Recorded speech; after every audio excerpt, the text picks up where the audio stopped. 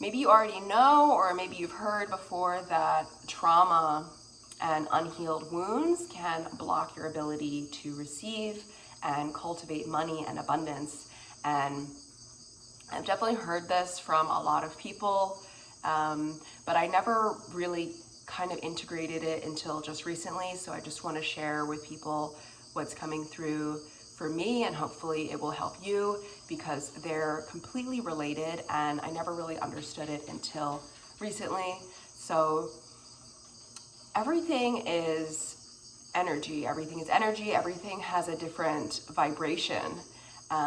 So if you think about your human being, your soul, yourself, more like your human self, because your human self has all of the experiences from this lifetime.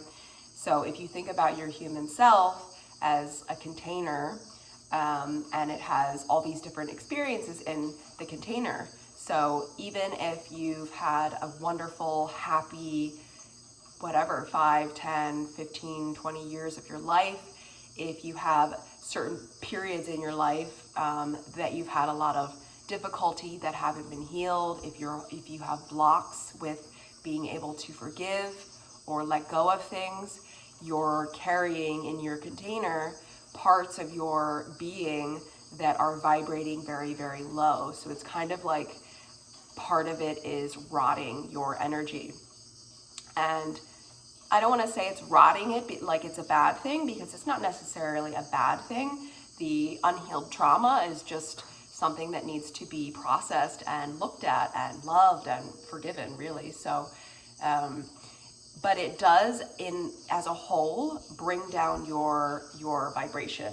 So you could be doing the most high vibrational things, eating the best foods, studying all the things, being really healthy, but maybe you still are having trouble with attracting these higher vibrational things like love, abundance, happiness, peace, prosperity, money. And this is why, because there's parts of you that are still stuck in the past and are still healing. So I just encourage anyone that's listening to keep doing your shadow work, your inner child work, your inner healing, and just know that that healing will bring so much more gifts than you can even imagine. So not only does it heal your heart, heal the past, help you to let go of the pain that you've been holding, but once you move through something like that, you expand, you elevate further into the next, closer to the 5D, closer to that heart-centered state, because that's where our consciousness is moving. And who knows if we're going to reach that in this lifetime, but I think that we will. I mean, I hope that I will. I feel like I kind of go in and out. I know that a lot of people are in 5D now and can kind of go back and forth, but 5D is when everything is love, everything is joyful, is peaceful, is forgiven. And I know that's not the world that we live in now, but that's where we're all shifting to. So we have these energies at play now, so they're easier for us to access. And whether you like it or not, it's going to be easier for you to move towards that or not. So if you put your intention towards doing that work, that inner work, to forgive, to let go, to love, to let everything go as best as you can, then you're going to be able to receive all the abundance that awaits us. Because although the world does not look like that now, things always get worse before they get better, always. So I feel that the world is in a state of, it's at rock bottom right now. So everything is at its peak, with hate, with starvation, with abuse, with all of these terrible things. And the beautiful part about the transcending of this is that the deeper the darkness, the more beautiful and loving and open the heart will be, and the love will be. So the heart, when the heart heals and expands, it gets larger and creates new kind of fractals and energies. So the heart's ability to grow and transform pain and suffering is so vast. So it's almost good, or it's exciting to see what's going to happen with the world when things finally change and people are able to let go and release. And this is definitely not, easy work. So I'm not saying that it's easy. I've been doing my own healing for a very long time, and I realized it this morning in my meditation. Actually, I'm gonna leave a link in the description if anybody's interested in joining. But hey, knock it off. The dog and the cat are fighting over chicken. Hold on a second. I'm gonna leave the link in the description if anybody wants to join, but I'm so excited about this. It's like a 3-day. Hey! See that? Move. Oh my God, she's like scary sometimes. Dogs will do anything for chicken. My God, trying to make a video here, all right? Anyway. Woo. All right, so it's like a 3-day workshop for healing wealth. It's called the Wealthy Women Vault, and it's really, really affordable. It's $47. You can look at all the details below. But anyway, I'm joining that next week. I'm really excited about it, to learn more about money and investing and learning how to just heal all the blocks so I can open and receive to everything that I'm able to receive. So I watched a few of the videos last night, and I felt very activated in the videos, and I feel that I started to do some healing. So in my dreams last night, I had a lot of dreams from my inner child. So there were 2 dreams in particular where I woke up feeling very, very emotional, and my inner child was coming for healing. So I have a practice that I do in the morning. There's 2 different meditations that I do where I work through processing those emotions. I was only able to really reach one of them because the other one the dream was too far away. So if you don't catch the dream in time, or if your inner child subconscious doesn't feel safe enough to come back with those feelings, it'll be hard to feel it again in your body. So you have to feel it again to process it. So if you're actually dreaming and you're having this dream, and you can just wake up and do it right away, that's ideal, because then it's fresh. I hope you know what I mean, if that makes sense. When you have a dream and you feel it so strongly, and then you fall back asleep, and then you wake up, and then it's just a memory, but you don't feel it in your body. When you feel it in your body is when you can work with it and work through it. And usually when we have dreams that are very emotional or inner child dreams, it's our subconscious trying to heal and asking to heal. So I was working on those 2 dreams this morning, and that was one of the things that came through that I wanted to talk about, and that I just realized deeply and felt in my body.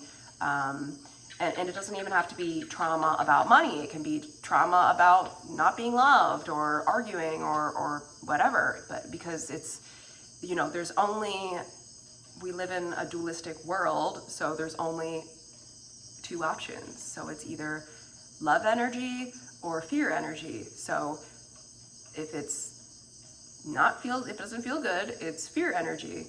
If it feels good, it's love energy. So I still have more for sure of this lower vibrational fear energy to work through. And we all do, because we're human beings and we have a human experience, and every single day we have emotions, and we feel good and we feel bad, and that's normal. This is how we, live on this world. But the faster we can learn how to transmute it and let things go, the better. And now that we have all these tools now, we can learn how to do this. We have to go back and implement them in the past, because the past selves are just kind of lost, and they're in a maze, kind of running around like a blind mouse in a maze, trying this same thing. I try this again. I try this again. I try this again. I try this again. It doesn't work. Try the same thing over and over and over again. It doesn't work. And that's why you can go back into your meditation. And if anybody's interested, I have somatic healing sessions where we can do things like this, where you go back and you show your old self what to do, and you kind of help yourself out of this trapped situation. So using the tools from your older self to access your old self. And yeah, I mean, for me, the best way to do that is to reach myself through dreams, and you'd be surprised how much your subconscious will listen to you if you ask yourself something before you dream. So if you want to work with your dreams, you can, I mean, for me, I never was like a journaler with my dreams. I like to record myself when I wake up, because then I can close my eyes. But you can ask your subconscious, like, if you're ready to do some dream work, you can say whatever you want, like, bring me a dream tonight that needs healing. Send me some guidance for tomorrow. Send me how I'm feeling about this. Send me what's blocking my ability to receive, what's blocking my ability to receive money, and just coming back to money and abundance and prosperity. Money is like the highest vibration. Money is love. Money is earth. Money is so abundant that they tricked us to believe that it's not abundant, and that it's scarce, and that it's hard to get, and that it's bad, and we have to do things we don't like to get, and we have to do things we don't like to get it, and people that have it are bad. And it's like this whole fabricated lie around the energy of money and what it is and how we can get it and what it does for us. And but the truth is, money is love, money is freedom, and that's literally one of the most highest vibrational things that exist. So again, going back to that trauma that I'm talking about, like some of the lowest vibrational feelings, grief, sorrow, depression, hatred, despair, those are some of the lowest vibrational emotions. So you can imagine how having even one experience would taint your energy. And a lot of us have years and years and years and years and years of this trauma, but don't worry, it can be healed, and you're in good hands. But I feel really good about this information. I hope that it is helpful to somebody. I will share more that comes through in this regards, and also just looking at money as being other things than just physical paper that buys you physical items. So money exists more than just the physical, and that's also what is kind of a fabricated lie as well, because if you remove paper, the exchange of the money that you use to buy things, what is money? Money is an energetic buildup of value that you've exchanged with somebody else. So it's people putting in their energy, people putting in their time, people creating things to exchange for things that bring freedom, happiness, rest, ease, relaxation. So the things that money buys are those things. So that's actually what it is. And we just created this paper to exchange this energy with, but it already exists without the paper. So you can find ways, and this is what they talk about in the Creating Money book, if you can find ways to feel all the ways that money makes you feel. So if you were to buy a new computer, for example, how would that make you feel? You would feel maybe really excited. You would feel maybe really inspired to work on new things. Maybe you'd feel hopeful. Maybe you'd feel energized. Maybe you'd want to do a happy dance. Maybe you would start to feel, did I say organized? What other things would you feel if you were to buy this physical object? So think of the physical object that you want to purchase and think of how that would make you feel, and then find ways that don't cost money to make you feel that. and that will align your energy with the vibration of money, and that will attract the money to you. So that's all I have for you today. Thank you all so much for tuning in. Wasn't sure if I was gonna have time for a video today, but I did. So if you like this video, give it a thumbs up and please subscribe. You can always hit the bell as well to be notified when I leave a video every single day, and drop a comment below. If you want to work together, you can check out my offerings in my website. And if you're interested in the Wealthy Women Vault, I'll leave the link there below. You can always set up a clarity call if you have questions and you're not really sure how you want to work with me. And thank you so much. Have a beautiful day. I hope this helped you, and I'll see you tomorrow. Bye.